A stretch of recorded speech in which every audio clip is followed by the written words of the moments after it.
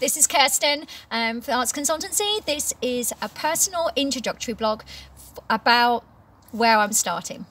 So I'm going to go straight in. I think it's going to be easier to do it this way. There is written text on the blog as well, and it just gives you a more of a depth of information. And I've always put my gallery images up there as well. If you require anything further of that, just drop me a message and I will explain as I'm going along.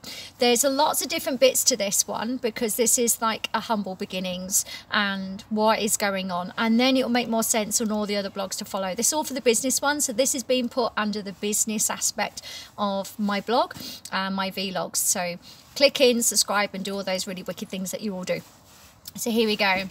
As you can tell, I'm in quite a cold area here in the UK, and so this is definitely a winter video as I'm walking through. And I've got in this video a few thank yous as well as I progress. So where do I start from business? I am actually started up 4 businesses, not 1, 4. I know, crazy. It's 2020. Everybody like here is either in lockdowns, go back into lockdowns, going into restricted areas, non-restricted, all these other things. And there's me like, hello, I've got to do 4 businesses. Yeah, not normal. But I need to go back and explain some of the things of why in my blog I say like I'm starting from scratch. And this is it. For the last 6 years, I have been over in Malaysia. Learned loads, people are amazing. Oh, just, yeah, lots of stuff. And that's a different thing, which I'll explain. Problem I've had to come back very suddenly, and I'll explain not the reasons of, but some of the issues concerned of why and what happened. So I came back pretty suddenly in July 2020. When I got back here, of course, everyone's in the mix between whether they've just come out of one big aspect of lockdown, different changes of industry. I've been out of the country, of course, for a number of years. I've been out of the country for a number of years. And I'm in the industry for the arts, both in performance and education, as well as inclusion and sector for construction and builders, being an arts consultant. So I hit different sectors within the bigger bubble of creative performing arts. So I've come back to zero. Literally zero. You're looking at somebody who is very, very humbled by the people who have helped her out. I mean, right down to the hat I wear, the jacket, the scarf, half the clothes I'm wearing, the place I'm staying in, everything. I have literally come back to one suitcase, a red suitcase, and that is it. No salary differences between Malaysia and the UK is nuts, so no salary. Having the last bits of my salary was for the flight here, one-way ticket, and combined with that, the rest of it was for legal, and I'll explain that on a different aspect later on a different video. So no money, right? No salary. Can't claim for anything here because I'm classed as not being a resident. I am now, but I wasn't classed as being a resident, a returning resident here in the UK, which means I have to prove that I am residing in residence here. Great. No documents. Okay, so no national insurance number, no birth certificate to prove. Your passport, I do have my passport because I was able to get back to the UK, but it doesn't mean anything to all the other circle of documents that they require to prove that, yes, I'm entitled to all the other things. Like, for example, having a UK telephone number. Couldn't have a UK telephone number because I don't have a bank account. I can't have a bank account because I don't have the national insurance number or a permanent address. I don't have an address. I don't have that background security. So don't have anywhere to live. Being able to apply for somewhere to live, I get told you need your national insurance number. Fine, but I don't have that. You apply for your national insurance number, which is through the government. They will turn around and tell you, well, you need other pieces of documentation to prove that you reside here, one of them being an address. See where I'm going at? It goes in a circle. So since I got back here, I have been living in a loop of loops, where I can't get out of one loop because the other loop needs something different, and it went round and round and round. What did I do and how have I managed to get myself going? So first off, I managed to be able to locate my national insurance number. I couldn't ask of where it was before because that had been, well, it had been kept with somebody for safekeeping. That had gone. with them, and that was it. So I didn't have any pieces of documentation. There was nothing to be able to call. I did what you would normally do, which is try and hunt down past employees, but because again I've been out of the country for 6 years, none of them had records of me, because they don't need to keep them beyond 6-year process, so they're gone. So I couldn't use that. Same with bank account. I contacted what I remember as being my old bank account. They have a third party. That company then sends me on to someone else to get a message back of, oh, I'm so sorry you're in this situation, but we can't help you. Great. So that didn't work either. In the end, I had to ask some amazing friends to help me out of being able to borrow their addresses.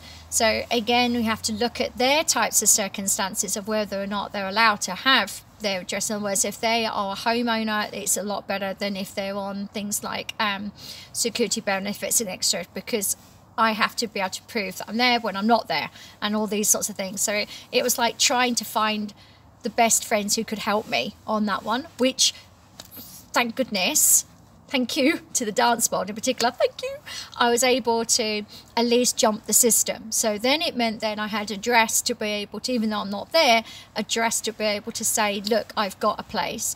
Then it meant then I was able to apply through the government to that. Okay, so that's step one. Then it takes, as usual, 3 weeks.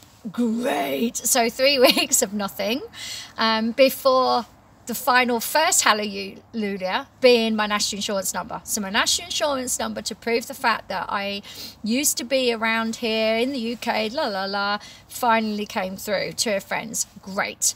That then meant I was able to start looking at the next bit, which was having to ask another friend, which in where all the other documents I can apply for to say that I'm technically in that borough or in that area. I'm not, but that was my next bit. So from that, with that address, I was then able to use that with my national insurance number to apply for my driving license, because it was the only other one which was free, because as I just said, I don't have a salary, I don't have savings, I don't have anything, so I can't do anything which involves money, including things like sending off things with stamps or anything. I can't. I am on zero. I can't even apply, even though I am able to help other people to apply for different funding and retentions and all these other things for the arts industry, whether it's to do with production, sound production and management, arts consultancy, venues, risk, all of that sort of thing. I can help everybody else do it, no problem. I personally can't, because I've not been here long enough. I don't count under the rules. I'm not part of your organisation associations, because I can't even afford to be able to enter for your memberships. So no. And again, because not having a national insurance number, not having a bank account, which is relevant to here to the country, I couldn't do that too. So you see what I mean? I am, quote, a walking loophole and everything. But I value everything at the same time.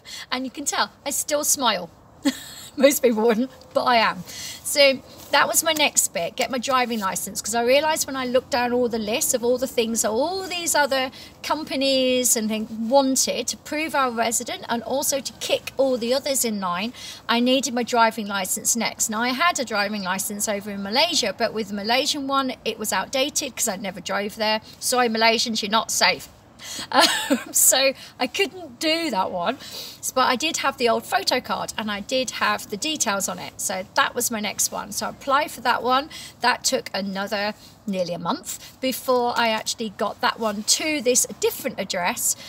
Once I got that one, I was like, yes, because then I had 2 pieces of doc combined with my passport to then be able to apply online for free as many of the different banks which do mobile basic account. So a mobile basic account was my next bit. For me personally, because of the fact that they allow internationals who are returning back to a country, Barclays was my one. So thanks to them and their mobile app, even through the virus with everyone having to wait for hours on end, I was able to get enough with the picture frame and all these other documents with Barclays onto that. Once I got the Barclays one, finally, I was then able to apply for the next piece of documentation I must desperately have, which was a doctor's. couldn't do that before because my documents are everywhere, didn't have any other proof. So the doctor's was next. So you can tell once I got one, then I got another one, and then got another one. It's just like, you can imagine, it was like paper gathering just so I can prove that yes, I am here, yes, I'm resigned in residence here, and yes, I'm intending to be here. So that was my next bit, was to do with the bank. So basic bank account, fine. No one has interest, by the way, at the minute, so you can't get anything with an interest, but for me, I'm lucky to even have a bank account, so that's fine. Don't have to open it with an amount either, which was even better. So that was really cool. So that was my next one. And then it meant I was able to apply for a mobile telephone number. Once I could get that far, it was like a big relief. So now I'm at the point where I do have the different documents, which is amazing.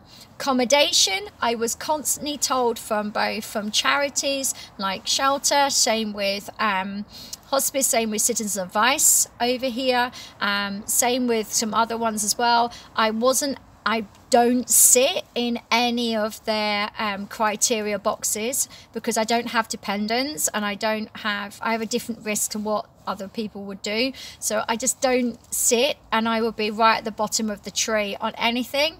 I did get food vouchers, so I'm really happy I got some food vouchers. But for me, this first bit of starting up from scratch, I mean it. Every single thing that you're going to be seeing as my websites develop, and they have been, that social media, forms, business, telephone, everything is all being done on a zero budget. And because I don't have any money to do anything. I don't have asset, I don't have anything. So with that in mind, I had to do it that way. And that's exactly what I've done. So these next videos you'll see is how I've brainstormed, okay, right, I need to get this going. How am I going to do that when I don't have any money to be able to do it? So that's why, but this is my beginning. So I'm starting from scratch, zero. I am unbelievably humbled. I'm so lucky that who I'm staying with, she's just amazing. Okay, amazing. Her whole family's amazing. So they're helping to rebuild me, as well as being able to help me, to give me a little bit of a plug of like her to go in work wise and what I'm doing. I'm pushing on through the arts industry. I know everybody else will be like, you're up against every odd, why would you bother?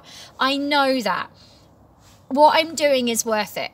What I'm aiming for with all the 4 companies will kick, and they're going to be kicking very soon. Just because you struggle doesn't mean the fact you can't do it. It either, can make or break you. I've decided it's going to make me, not break me, and I'm just going to keep pushing on. Even though I know everything I learn and everything I do, and everything I ask, it'll be like, right, can I come and do this? But it's like apprentice level, or like minimum this, or donation that. It will help me to grow, and it will help me to build.